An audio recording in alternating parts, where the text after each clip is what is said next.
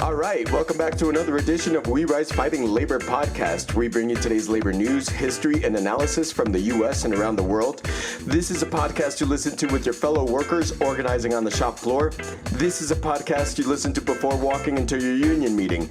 As always, I'm Rico Rutia, here with my co-host, Brian Pfeiffer. All right, what's up, everyone? In this episode, we bring you our usual update on Palestine and struggles in solidarity with Palestine, in particular labor and student struggles in solidarity with Palestine. Also going to give you an update on the port workers strike. This would be the strike that would cover the East Coast and Gulf Coasts here in the U.S. Those workers are set to strike on October 1st, so that's Tuesday of next week.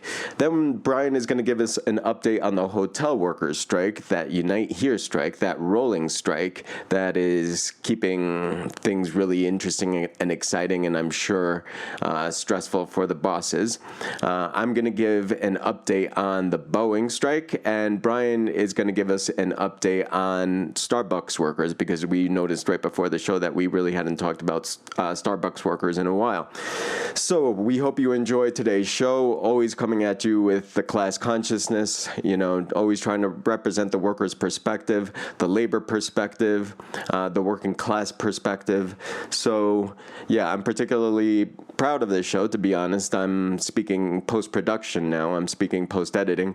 I am particularly proud of this show. I think we came in solid with some labor analysis this time around. So we hope you enjoy this show.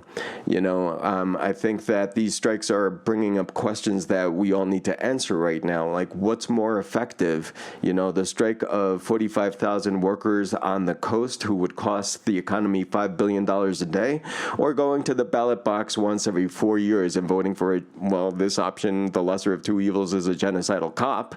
So yeah, which one is more effective? Which one is gonna shake things up more? Which one is going to start paving the path for a better world? So that's why we report on this stuff, and we hope that you find the stuff insightful, or at least worthy of considering.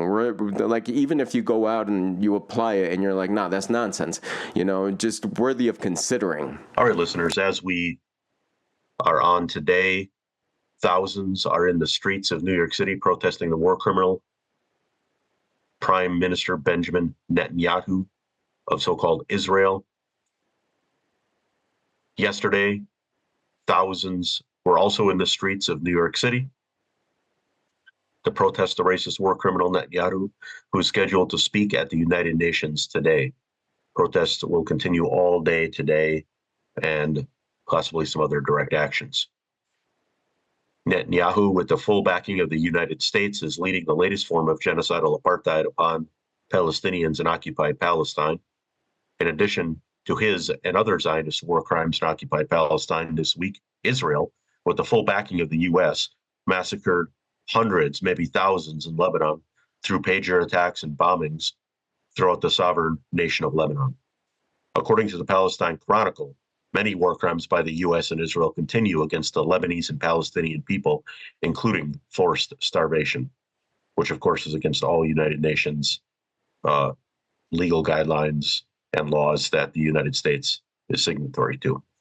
In both Lebanon and Palestinian People's Resistance Forces continue to fight back against the Israel invaders and their imperialist backers, the U.S. and other Western nations. Throughout this week, mass protests and other resistance actions have taken place across the U.S. and multiple cities and the world, and they will continue this weekend. Days of action have been scheduled for October 5th to the 7th, 2024, in solidarity with Palestinians and the Lebanese, and to oppose the U.S.-Israel genocidal apartheid. See the Palestinian Youth Movement and Pal Atta's social media for more information. That's Palestinian Youth Movement and Pal Atta for more information. And as our continuing coverage from laborforpalestine.net, listeners, we are happy to report that a call for mass labor actions will start October 7th. An injury to one is an injury to all. We won't work for genocide. An injury to one is an injury to all. We won't work for genocide. Call for mass labor action starting October 7th, 2024. This call was issued by the United Auto Workers Labor for Palestine Caucus, Labor for Palestine National Network, and endorsed by the National Students for Justice in Palestine. And a brief description of the call says, quote, "Our living conditions in the United States are connected to Palestinian freedom. President Biden and Vice President Harris send billions of taxpayer dollars to Israel, all while our schools, employers, and local governments raise fees and cut services, money that should go to healthcare, housing, education, and freedom for all. But even as Israel extends its genocide in Gaza and Greater Palestine to Lebanon, its economy is in a tailspin. Let's strike while the iron is hot and refuse to work for genocide." Join us for a week of rage with the Student Labor Day action, October 7th. Continue with the month of rolling actions, pickets, and walkouts at your school or workplace. Links to our call for action and organizing toolkit are at laborforpalestine.net. Call to action is at Rise for Gaza, and the organizing toolkit is also at Rise for Gaza and laborforpalestine.net. And listeners, these links are there, and we wish you well on your actions in solidarity with Palestine at your workplaces and wherever you can engage in some direct action for Palestine and Lebanon. In another very important development, United Electrical Worker Union joins the Labor for Palestine network. And an announcement at the Labor for Palestine website states the UE, quote, "We are honored to share that we are joining Labor for Palestine National Network at Labor for Palestine. We join them and worker organizations across sectors and communities to answer the urgent call from Palestinian trade unions. In one, demanding an immediate end to the siege on Gaza and to all U.S. military aid for Israel.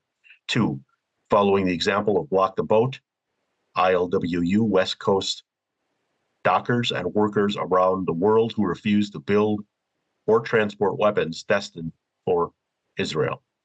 Three, respecting the Palestinian-led BDS, Boycott, Divest, Sanctions picket line by severing ties with Israel's racist labor federation, the Histadrut, and its U.S. mouthpiece, the Jewish Labor Committee, and by divesting from Israel bonds and industries connected with Zionist settler colonialism and occupation. We express our uncompromising solidarity with the Palestinian people in their righteous struggle for self-determination. As workers, we understand it is our moral responsibility to leverage our labor to end the genocide and Israeli settler colonial project. Follow the UE Union at UEUNION Workers. Join us at join-UE for Palestine. And again, this information is at laborforpalestine.net, listeners, and all the links are there, and a broader statement that goes into more detail is there as well. At Columbia and Barnard, a variety of repression is facing staff, faculty, and students, and the UAW Local 2110 is demanding justice for them. They put out a statement regarding a recent firing, termination of a staffer there.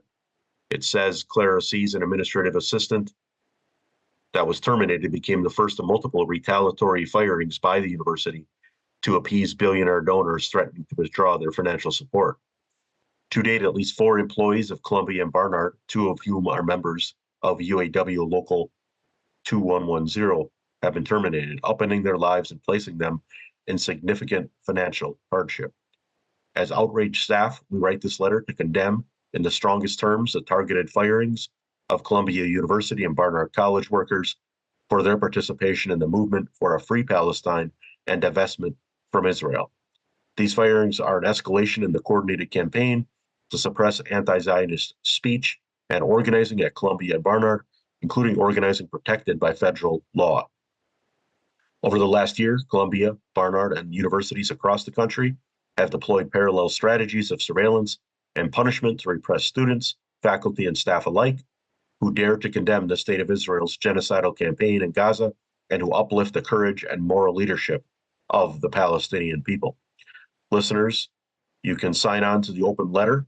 There's links for Columbia Community and Student Organization letter, as well as allies, unions, and community organizations letter at the laborforpalestine.net website.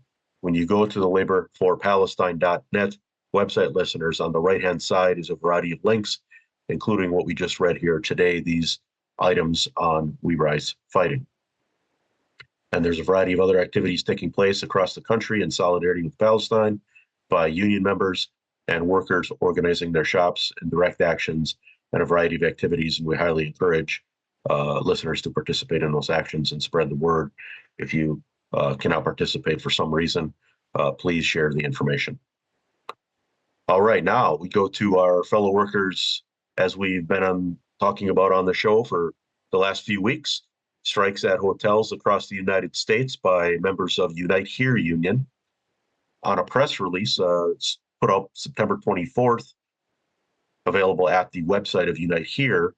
In Honolulu, Hawaii, around 2,000 hotel workers began a strike on September 24th at the Hilton Hawaiian Village, the world's largest Hilton hotel and the biggest hotel in Hawaii. A total of over 4,000 hotel workers are now on strike at Hilton Hyatt and Marriott hotels in Honolulu, San Diego, and San Francisco, and workers in all three cities say they will strike until they win new contracts. More strikes could begin soon. The Unite Here press release continues. Workers are calling for higher wages, fair staffing and workloads, and the reversal of COVID-era cuts. They are members of the Unite Here union, and they include housekeepers, front desk agents, cooks, dishwashers, servers, bartenders, bellhops, door persons, and more. The union urges guests not to eat, sleep, or meet at any hotel that is on strike. The union urges guests not to eat, sleep, or meet at any hotel that is on strike. After months of contract negotiations, the press release continues. Over 10,000 hotel workers across the U.S. went on strike on Labor Day weekend, most on limited duration strikes that ended after 2 or 3 days. More strikes followed in the subsequent weeks. Strike issues in all the cities remain unresolved, and negotiations are ongoing. Strikes have been authorized and could begin at any time at additional hotels in Baltimore, Boston, Honolulu, Oahu, New Haven, Oakland, Sacramento, San Francisco, San Jose, San Mateo County, and Seattle. Hotel room rates are at record highs, and the U.S. hotel industry made over $100 billion. Let's read that again. The hotel industry made over 100 billion with a B in gross operating profit in 2022. But hotel workers report that their wages aren't enough to support their families, and many have to work multiple jobs to make ends meet. That's the end of the press release. We encourage here at We Rise Writing listeners to go to the Unite Here's social media page and website. The website is at unitehere.org. That's spelled out UNITEHERE.org. And at the social media, there's a variety of videos and photos and testimonies on the picket line, from the picket line, of workers on strike. It's a great idea to share those, build that solidarity, contribute to the strike fund. And again, don't cross the picket line. And if you're a member of a union, bring your union crew down to the picket line. The workers love that. And build the word, spread the word in your community, put up leaflets, share the information. And if you're in a city where there's a strike by the hotel workers, do what you can, bring some food, water, and other supplies to help our fellow workers win a just contract that they deserve. All right, now, listeners, we're going to go to Rick talking about the port workers again, follow up from last week. Rick. Yeah, thank you, Brian. And definitely going to follow up from last week. But I mean, just exactly what you were saying, it's like, I think these are the times where we have to learn that sort of thing. Don't cross the picket line, contribute to the strike fund, support the striking workers, drop by the picket line, hold the sign, stuff like that. Only because, as we reported last week, as the news media has been reporting, right now, this dock workers strike, it could cost the economy, quote unquote, and this is always silly, right? It could cost the economy $5 billion a day, the news media is telling us. And although that number may be, kind of goofy in how the media arrives at that number, it still tells us something, right? It still tells us that they don't want this disruption. They want business as usual. They want profits as usual, revenues as usual, operations as usual. So when there's a disruption, they freak out. So yeah, now is the time to learn those skills, man. It's better than voting for a genocidal cop, everyone. Come on. So, yeah, moving right along to the port workers strike. So this article is coming in here from CNN.com. The headline reads as follows. Port workers from Maine to Texas are set to strike Tuesday. Expect shortages and higher prices. All right, CNN, what you got here? I don't know about that title already, but the article reads as follows. Longshore workers at ports from Maine to Texas are set to walk off the job on Tuesday. That's this coming Tuesday, October 1st, staging what could become the most disruptive strike in the U.S. economy in decades. All right. Actually, I'm kind of starting to like this article. The strike could stop the flow of a wide variety of goods over the docks of almost all the cargo ports on the East Coast and Gulf Coast. Everything from bananas to European wine and liquor, along with clothing, toys, household goods, and European automobiles. Also affected could be the parts needed to keep U.S. factories operating and American workers on those plants, in those plants on the job. I mean, listen to that, everyone. We always encourage you to read it like that. Like, these are the real effects of the strike. Like, this is how far reaching and powerful it could be. This is workers' power right there. And just like I said last week, you don't hear this stuff when there's a mass movement to elect Kamala Harris or a Democrat, or you don't hear price tags like it'll cost the economy $5 billion a day when you're supporting Bernie Sanders even. This is when there's just direct action on the job. And here, let me actually pause there for a second because we cover so many strikes. And if y'all remember, when we were covering the strike in Ann Arbor, the Geo Local 3550, it came with so many lessons as to how to take care of ourselves. In other words, self-help in hard times. Self-help in hard times. That's a chapter in the Howard Zinn book, People's History of the United States, self-help in hard times. And I think that's what we need right now too. Like, times are getting rough. The struggle is on. And how are we going to navigate this? How are we going to pull through on the other side with a better world unless we pick up some of the skills we need now? Like, how do we, feed each other? How do we nourish each other? How do we take care of each other? I digress a little bit, but those are the kinds of lessons that we can and should learn from strikes right now, especially in the face of the options that we have for presidential candidates. So the article continues. The strike could stop the flow of a wide variety. Oh, sorry, read that part already. On one side of negotiations is the United States Maritime Alliance, which uses the acronym USMX. It represents the major shipping lines, all of which are foreign owned, as well as terminal operators and port authorities. It is facing a strike threat by the International Longshoremen's Association, which represents 85,000 members overall. While the union says there are about 50,000 members covered by the contract, the USMX puts the number at the ports closer to 25,000, with not enough jobs for all workers in the union to work every day. But if those union members walk out, as is widely expected, the strike will shut down 36 locations at 14 port authorities along the East Coast and Gulf Coast. Depending on duration, a strike could mean shortages of consumer and industrial goods, possibly driving up prices again. And that could hit, man, that's another thing, Brian. It's like they always talk about that too. It's going to drive up prices of everything. It's going to drive up prices. Man, the prices are just going up. Like, capitalism's doing that by itself. Like, why is this in there? Anyway. And that could hit an economy that is finally recovering from a pandemic-induced inflation spike. In addition, the halt of supplies of parts needed by U.S. factories could disrupt those plants' operations and even lead to temporary layoffs. Listen to all this disruption that this strike could cost. This could be squashed real easy, as I've said, as we keep on saying. Just meet the demands of the workers. The workers are trying to have living wages, good wages, comfortable wages even. I mean, so what? So what if they have comfortable wages, if they have good healthcare, so what? Let them have it. And that's all they're asking for here. They're not asking for $100 billion in profits, man. They just want to live. So why do we have to like freak out and worry about like all this industry collapsing and prices going up and stuff? Just meet the demands of the workers. It's that simple. The article goes on.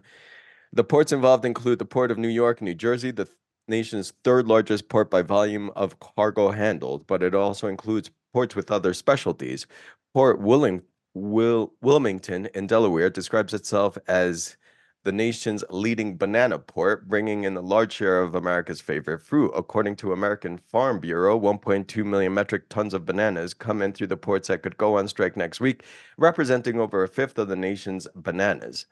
Nearly 90% of imported cherries, 82% of hot peppers, and 80% of imported chocolate all come through containers offloaded at these ports, according to the Farm Bureau. It said the situation is just as significant for beverages, with 80% of imported beer, wine, whiskey, and scotch, and 60% of rum arriving at East and Gulf ports. Spirits are at the top import of the Port of New York and New Jersey, according to the authority that runs it.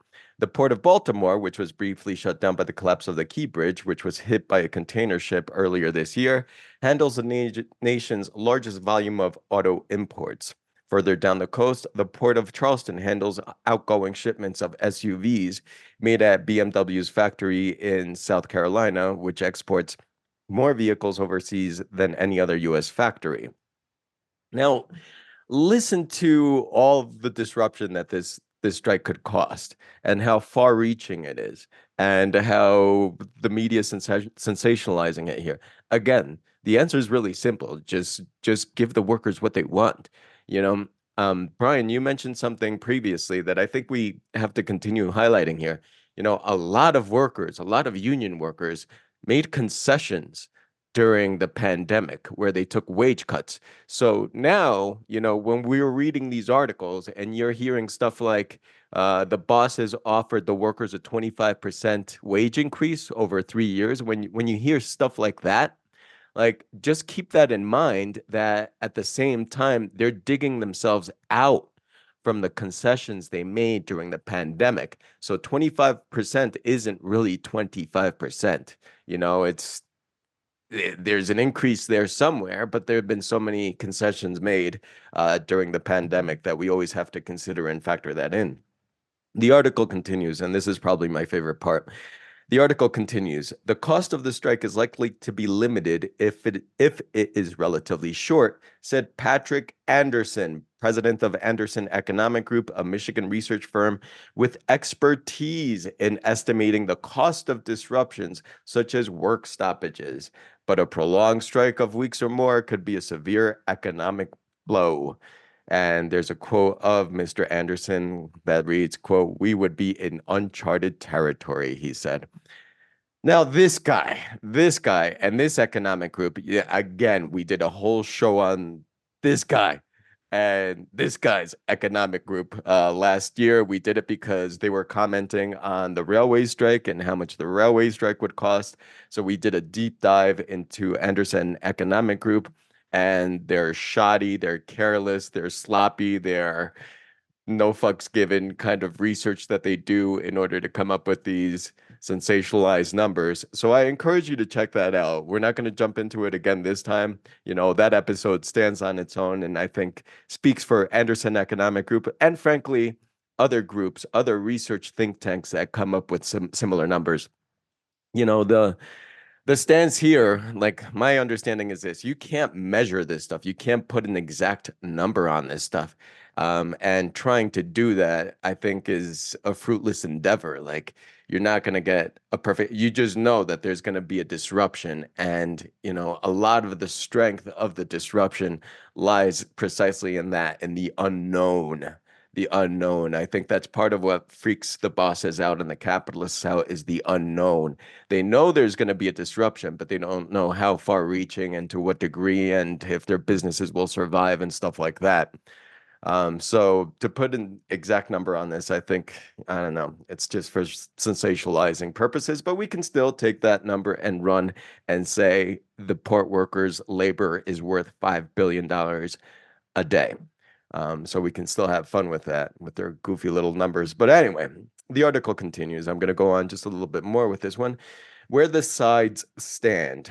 The USMX calls the union's demands unreasonable. Today, it announced it had filed an unfair labor practice complaint with the National Labor Relations Board, seeking to get the union to return to in-person negotiations, although that filing is more for show than anything else, since it is virtually impossible for the labor regulator would act before Monday night's deadline. And again, another grievance that we always bring up on this show, right? Like these bosses, they're all big and bad and tough and laissez-faire and hands off the market, hands off the free market economic system, invisible hand kind of shit. And then when push comes to shove and they see that there's a potential disruption in their business and their operations and their profits, that's when they turn to the government. That's when they turn to the state, the National Labor Relations Board, the Department of Labor, whatever elected officials they have lobbied and paid for. That's when they turn to them and say, foul. That's when they go crying to someone. That's when they go crying to the state. The big bad workers want to disrupt business as usual. Well, there goes laissez-faire, there goes the invisible hand, there goes, government off of the free market. When there's a strike, no, that's not the case anymore. And yeah, I was just telling Brian because I was reading the article this morning when we jumped on Zoom. That's going to be a grievance that I have until the day I die, and you may hear it more and more on this show because it just burns me. Like it's all laissez-faire until someone wants to go on strike. It's all laissez-faire until the workers want to go on strike. So very frustrating here. Let me go ahead and conclude this article, though. USMX has offered upwards of 40% in wage increases over the course of the 6-year contract, a person with knowledge of the negotiations said. The ILA is reportedly asking for raises of $5 an hour per year, which would be an immediate 12.8% pay hike on the current top pay of $39 an hour. That's pretty good. That's good. 39 bucks an hour. I mean, that's how you deal with capitalism's inflation. That's how you send your kids to college. That's a good wage. Everyone should have that wage. We should not be mad at dock workers for making 39 bucks an hour. And that's their current top pay. So you have to be there a while before you reach that. We should not be mad at anyone for making a good wage. If anything, we should strive for it and set it as an example. Good for them. Hopefully they can send their kids to school. Hopefully they can buy a home, pay that mortgage, do their thing, live comfortably. I hope the best for them. Repeating that $5 an hour increase each year would result in raises totaling 77% during the life of the contract. Good. Good.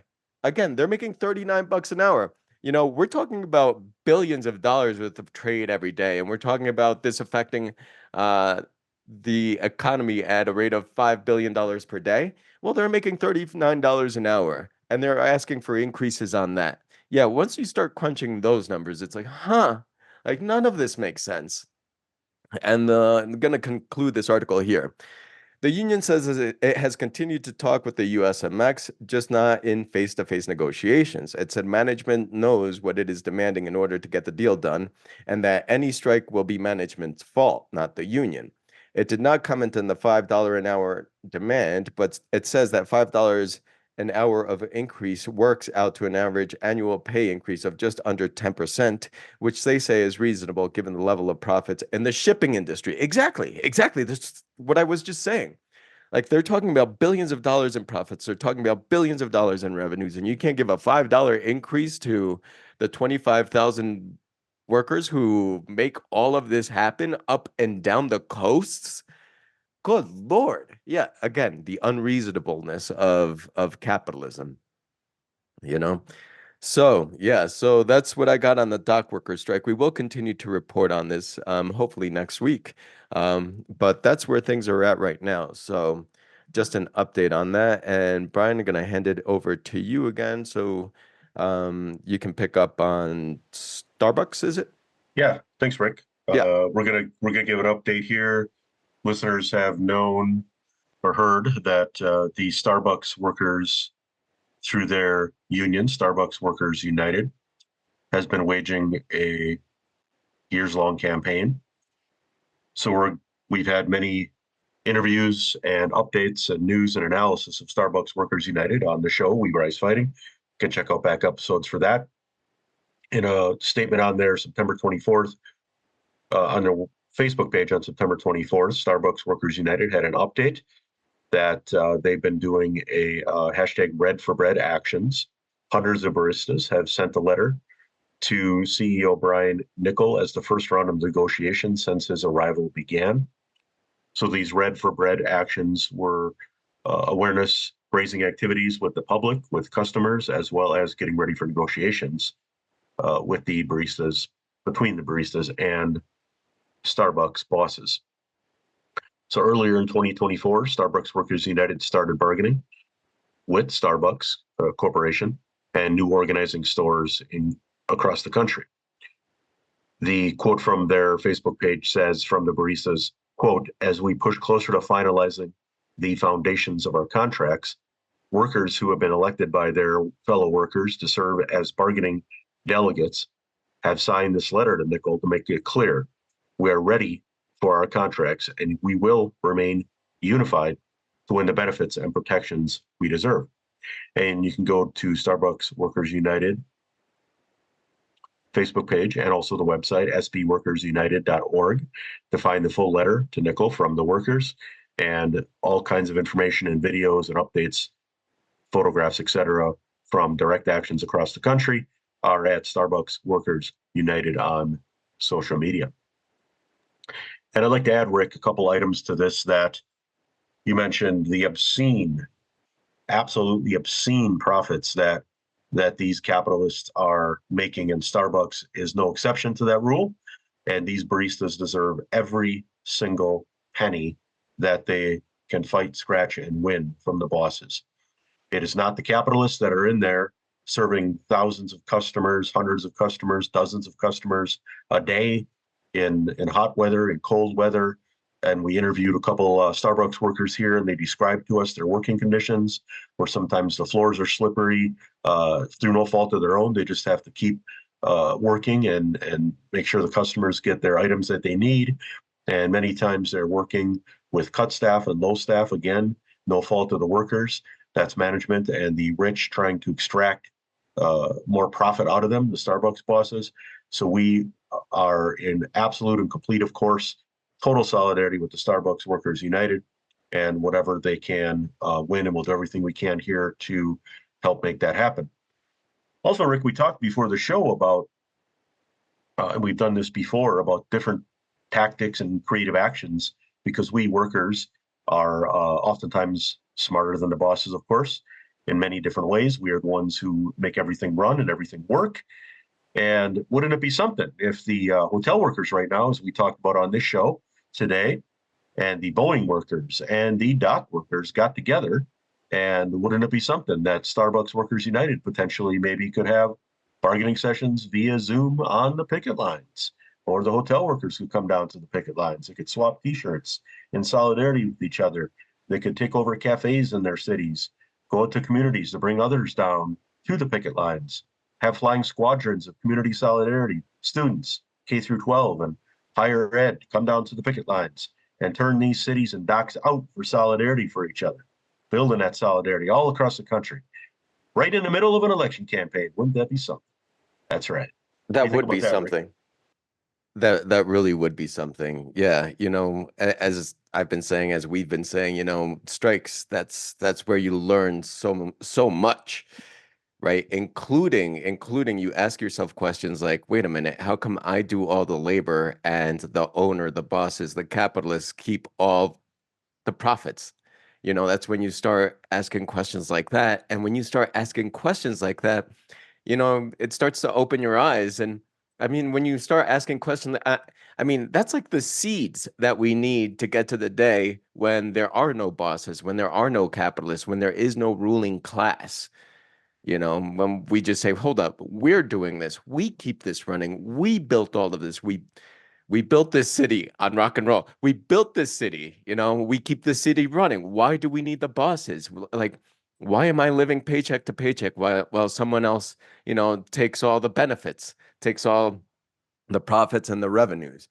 Yeah, Starbucks workers, man, fast food workers, like all these jobs should pay enough to pay rent, to pay utilities, to pay the bills, to handle debt, to take care of the kids. Like one job should be enough. And yes, that one job can be and should be Starbucks. Can be and should be McDonald's, can be and should be all of these places. Like, doesn't matter. It's just you have a job, you should have everything covered. Otherwise, what? Otherwise, it shows the contradictions of capitalism. It can't pay its workers what they need to survive. So again, going back, hats off to dock workers for making 39 bucks an hour and demanding more. Good for them. Good for them. All right, now on to Boeing workers. This week, I have an article from the Associated Press. The headline reads as follows: Boeing and union negotiators set to meet for contract talks 2 weeks into worker strikes. So we're 2 weeks into this now. The article reads as follows: The union representing Boeing's striking factory workers in the Pacific Northwest said it expects to resume negotiations with the company on Friday. A regional district of the International Association of Machinists and Aerospace Workers said the two sides would meet alongside federal mediators. They last held formal negotiations more than a week ago when 2 days of mediated sessions broke off. Quote, the union is ready for this opportunity to bring forward the issues that members have identified as critical to reaching an agreement, unquote, District 751 of the Machinists Union said. We know that the only way to resolve this strike is through negotiations. Boeing confirmed Friday's talks, which would represent progress after the aerospace giant angered union leaders on Monday by announcing a revised contract to its 33,000 striking workers through the media and setting a Friday, that night deadline for ratification. Boeing's quote unquote best and final offer included pay raises of 30% over 4 years, up from 25% in a deal that union members overwhelmingly rejected when they voted to strike 2 weeks ago. The union originally demanded 40% over 3 years. Good for them. Again, same vibe, man. Good for them. Boeing said the offer would take the average annual pay for machinists from 75,000 now to 111,000 at the end of the 4-year contract. Good. Good for them. Good for these workers. I hope they get it. I hope that we can claim Boeing workers as making 6-digit salaries, after all of this is done. I hope the labor movement can claim that. And yeah, only because we would be able to point at stuff like that and say, good, let's all strive for this. Let's all fight for this and back the workers who are fighting for this. Ain't no shame, man. Like, we can't have this be what capitalism wants it to be. And capitalism wants it to be a race to the bottom. Capitalism wants us to compete against each other. Capitalism wants an army of unemployed workers, so the employed ones will take oppression, will take greater exploitation on the shop floor. No, we got to stand away from that. This is how you do it. So, in the rejected contract, Boeing sought to replace those payouts with new contributions to retirement accounts. In the face of opposition from the union, Boeing backed down Tuesday and gave the union more time to consider the new proposal.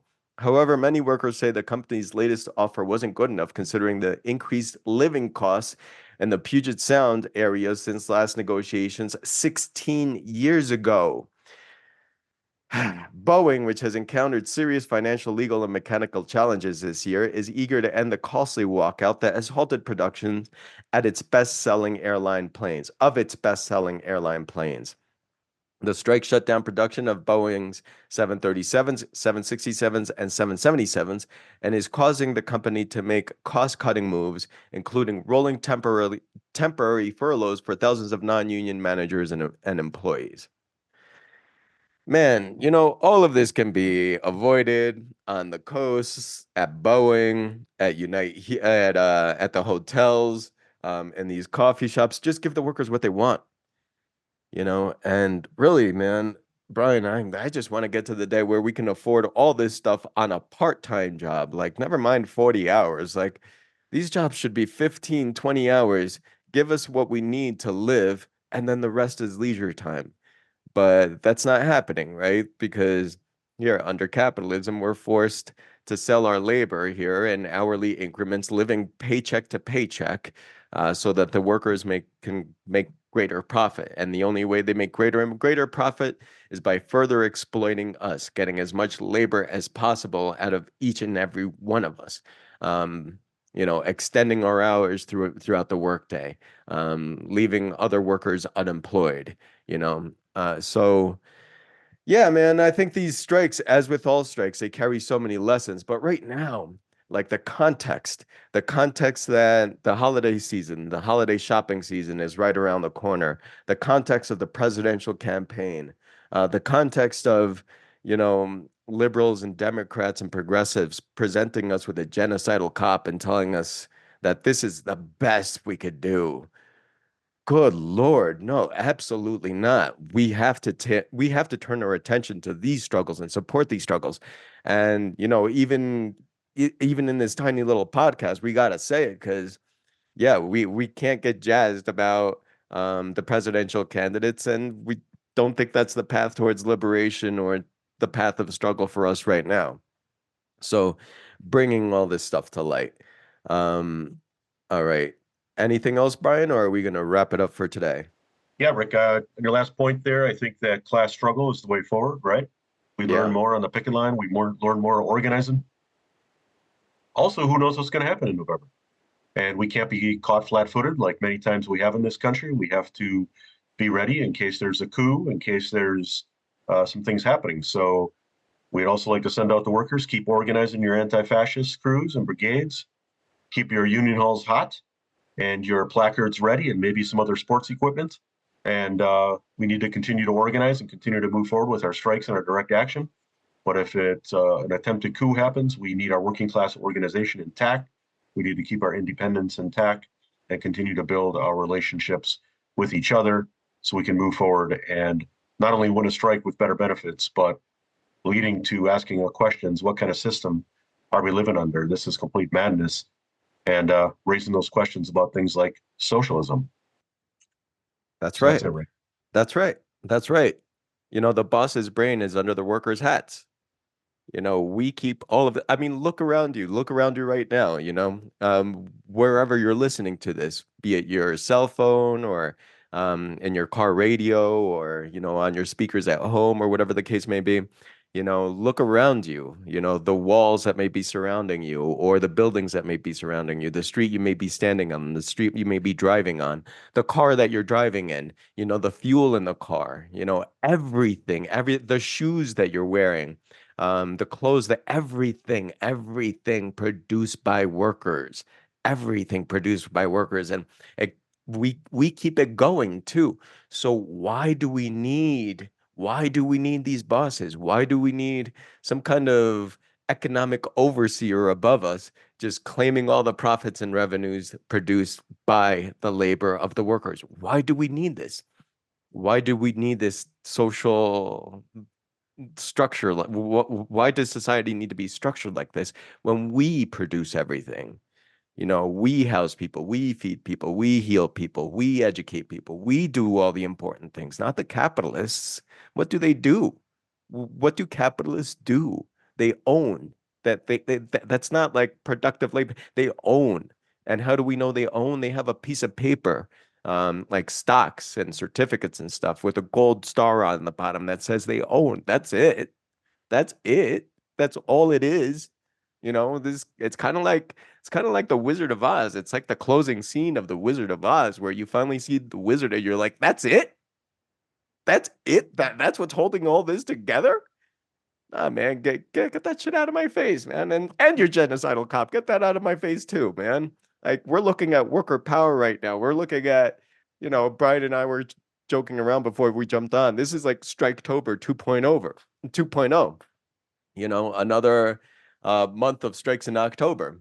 So we're excited about this. That's why we're reporting on this. We hope our message is getting through certainly to some union members, give y'all something to talk about. And we thank you again, everyone, for always listening and checking out our show. We encourage you to subscribe because our schedule is a little wonky. So just, stay in the loop and stay updated and be notified when we post a new episode. Again, we thank you for listening. Going to keep you updated on these strikes and these struggles and the solidarity struggle with Palestine.